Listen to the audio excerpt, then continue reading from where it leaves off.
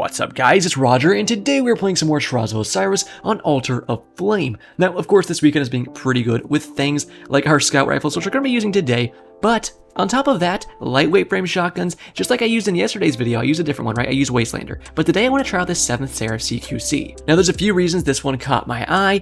For one, you can see I have a good amount of kills on this thing, over 400. I used to use this quite a bit until they started finagling with lightweights. Of course, now we actually got the buff to lightweights when the mid-season patch came out. So their actual pellet spread was brought in by 15%, and it's felt really good. You can one-shot much more often with these things, and just the actual kill secure ability with these shotguns now is much higher, and you'll see that in the gameplay today. Now, on top of that, we do get 20 mobility when we have this in our hands, and a 6.25% sprint speed bonus, so of course all that is really good. Now, why the 7th Seraph? Well, you're going to see it actually lacks a lot of range, which is something that I want to point out is not as bad now that we have this better pellet spread. And I like that a lot, especially with the uniform pellet spread, how it's always going to be that same diamond shape every time. You know how to hit your shots pretty well. Now, this has my favorite combo of quick draw and snapshot sights. I love this on shotguns. You can pull your shotty out really quickly, and then you can aim down sights really quickly on someone and just absolutely map them. The other big reason why I wanted to bring this shotgun out specifically is because I want to let you guys know that Xur is actually selling one of these right now. If you go to the tower, he's in the hangar right now, go up to Xur, he's selling a 7th Seraph CQC shotgun. It actually has 50 range on that one, and mine only has 48, so you have more range on that one that he's selling than I have on mine.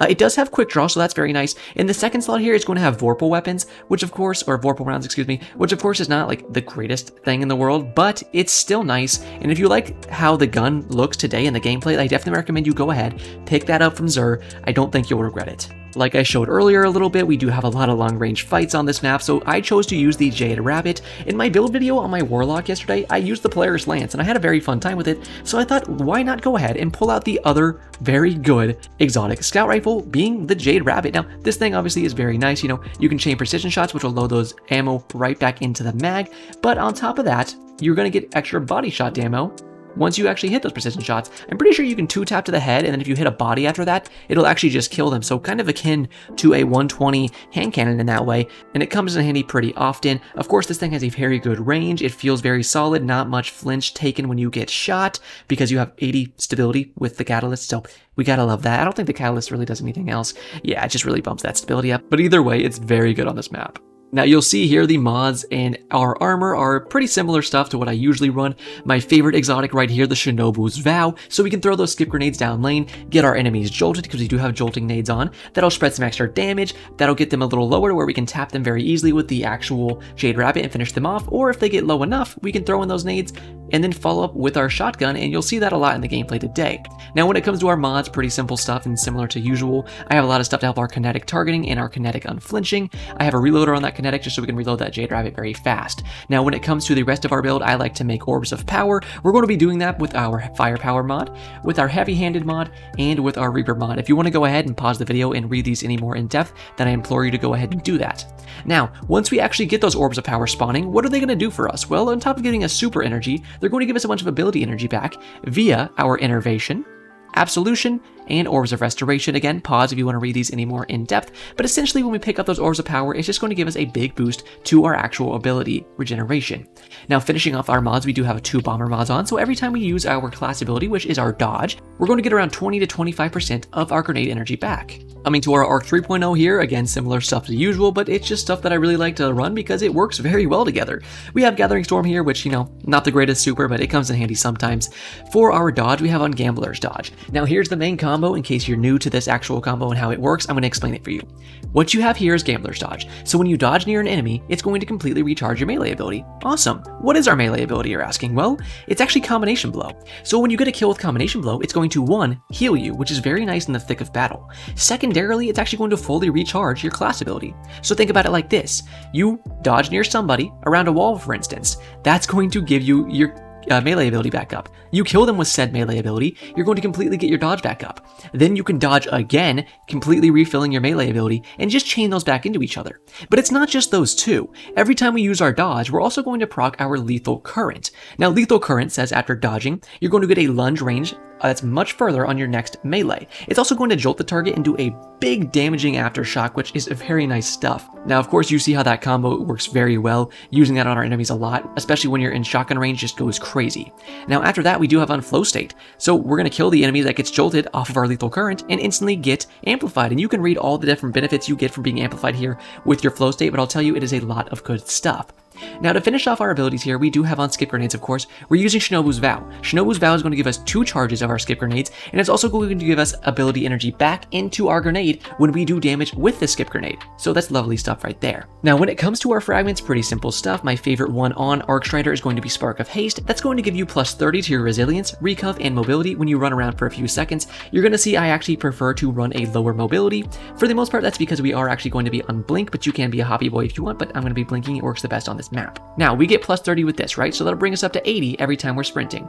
But we also have a lightweight frame weapon, so that's the extra plus 20 we need to be at 100 mobility. So at most points, I'm at 100 mobility. And then you need to remember that once you are actually amplified, it's going to recharge your dodge extremely quickly. So there's so many ways inside of your kit here to actually refresh your dodge on top of, your combination blow recharging it as well, that you don't need 100 mobility just base. I do have on Spark of Volts here just for the plus 10 recovery because I refuse not to have 100 recuff and 100 discipline in this build. Now after that, I do have on Spark of Recharge. So when you get critically wounded, you're going to have much faster melee and grenade energy regeneration. Good stuff right there. Finishing off, we have Spark of Shock. Like I said to you earlier, we want to have jolting nades when we use Shinobu's Vow because it's so much extra damage out on the field. We don't want to pass that up, so make sure you do have Spark of Shock on. Pretty simple stuff right there, and I hope you guys do enjoy the build. If you do at any point you want to leave me a like and subscribe, I'd very much appreciate that. If you want to go that one step further and join my Puff for People or my Lil Puffs, that's my channel membership, go ahead and click the join button below this video and you can check out all the cool perks that come with that, including early access to my videos. You get a nice personalized role inside of the Discord server and a lot of other stuff that comes with it. If you want to check that out, please go ahead and do that. I'd be very much appreciative. But even if you just want to watch the video and enjoy, that's completely fine with me too. Now, all that being said, I think we're ready to get in this gameplay. So without further ado, let's go ahead and blink on into it. Now coming in here is going to be my very first round of the day on my Blink Hunter, and I gotta say it went surprisingly well. I played earlier on my Blink Warlock, and I felt pretty good, and it's funny, I'll tell you in that video if you want to go watch that one next. You can hear me talking about how I've taken a 2-week break from this game. I came back today, and on my very first card, I just got a flawless, and it felt good, and I realized a lot of things. I realized that I need to just not play this game as much, because I feel like when I come back to it after not playing as much, I just am more fresh, and I could just play better. And I think that carried over in my Hunter gameplay too. I had some pretty darn good plays today. Of course, everyone has bad matches, that still happened, and I still had some crusty ass teammates, but that's gonna happen, we're gonna deal with that shit sometimes, and you just gotta kind of go next and do what you can to try to have those good matches. Now, you can see here, my big strategy is pretty simple. Get on the side of the enemies if I can. Start taking damage on them with my Jade Rabbit combined with my Shinobu's Vow skip grenades, just like this. Go on the side of the enemies. Now this is a heavy round, people will be inside, almost guaranteed on a heavy round, so be careful of that, but most rounds if you go to the area that I went to right there, you can catch people off guard pretty well, do some very good team shots with your team, and or just get a good pick by yourself. And then you saw what I did at the end of that last round. I immediately used my dodge when I want to go in. See how I used my dodge before I went into this engagement as well? Lethal current's about to run out, but I got to use it there before it actually ended. Now I did map him with my shotgun, so I didn't even have to use my lethal current, but it's nice that I actually had it. Again here, we're going to come on the side of these guys, we're going to throw our skip grenade in, and when I say we're going to come on the side of them, I don't mean like we're going to come on... Okay, don't take that out of context. What I mean to say is we're going to be on the side of these enemies and we're going to start taking shots. Now, unfortunately, I saw there was an enemy inside of the hallway here, so I wanted to be a little more careful. Now, this guy kind of backpedaled me a little bit, so I got my lethal current and went in on him.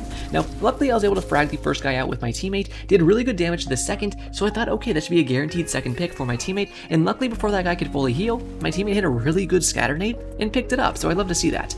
The reason I really included this clip is to show you what I'm doing right now. You're probably saying, Roger, you're dead. You're 6 feet under. The only thing you're doing is rotting harder than George Washington's carcass, but that's not completely true. What I want to point out to you is when you do die, make sure you're actually watching the enemy, or watching your teammate, I should say, that's in combat, because you need to know, right when you get spawned, what is happening on the map. If you're dead, and you're only watching your ghost, and watching your teammate shove their little butterfinger greasy ass, chicken tindy greased up fingers into your ghost and putting their light into that, awesome. What are you getting out of that? nothing. But if you go ahead and you watch your teammate who's in the middle of a fight, nice double piece right there, you can see that shotgun is looking pretty crispy right now. But if you watch your teammate who's actually in the fight, you're going to be able to get all the information about what is still happening currently in the actual live round. So that way, right when you spawn, you can use the information you have to go ahead and get back into the fight.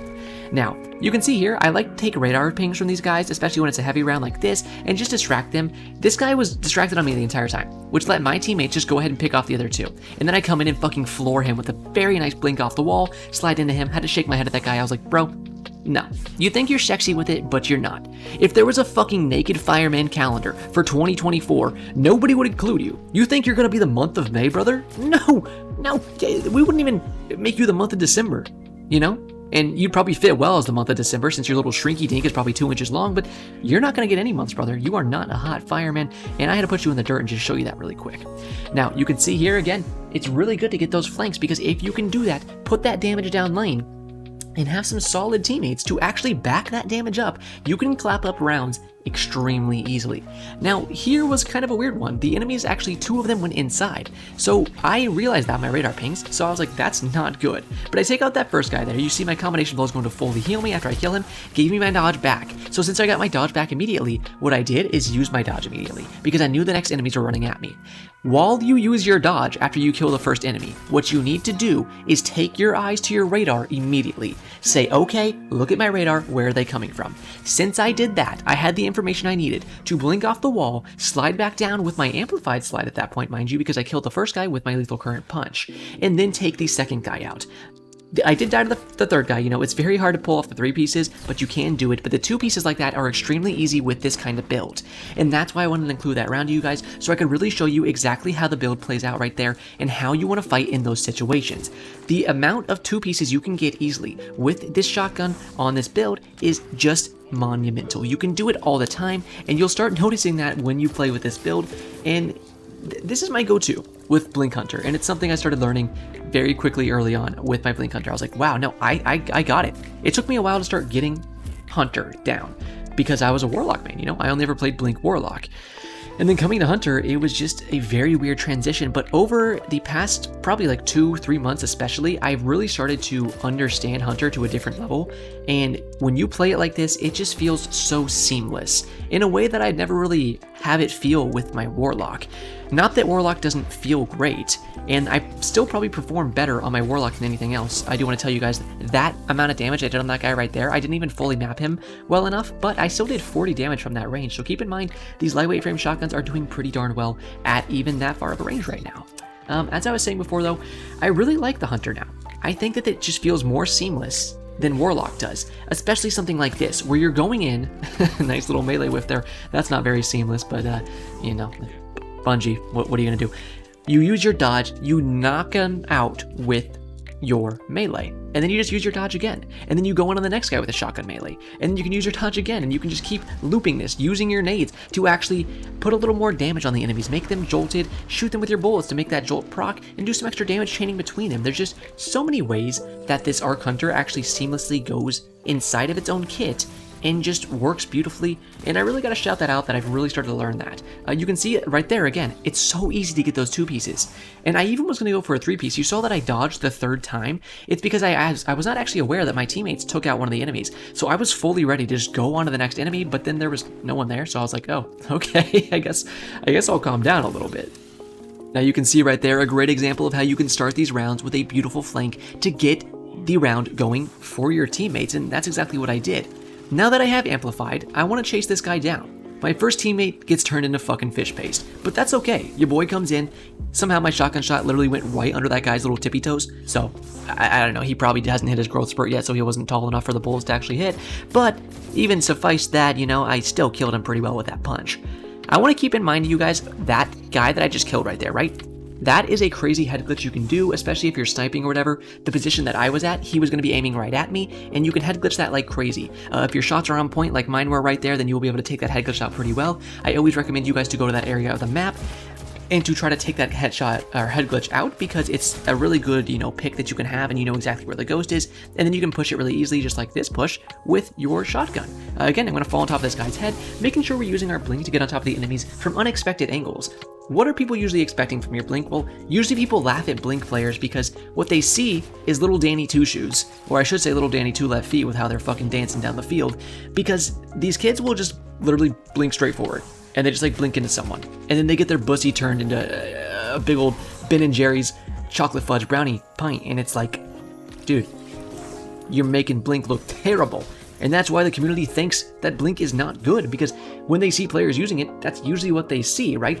They see somebody who looks like they were either born last night or this morning. Either way, there's not enough time on this earth that they have actually used their fucking hands to do a good play in Destiny 2. But when your boy puts on Blink, that's not what happens.